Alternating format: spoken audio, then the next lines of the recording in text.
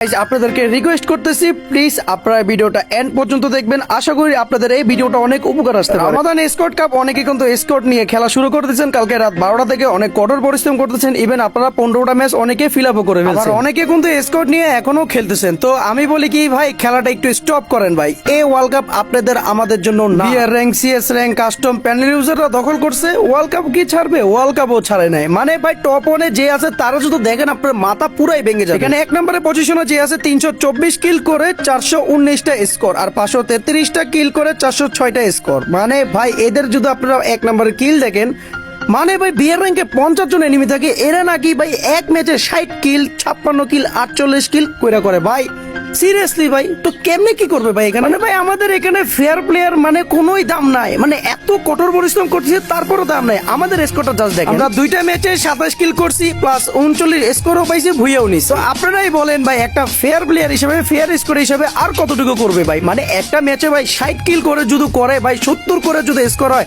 আপনি আর আমি কোথা থেকে ভাই থাকবো?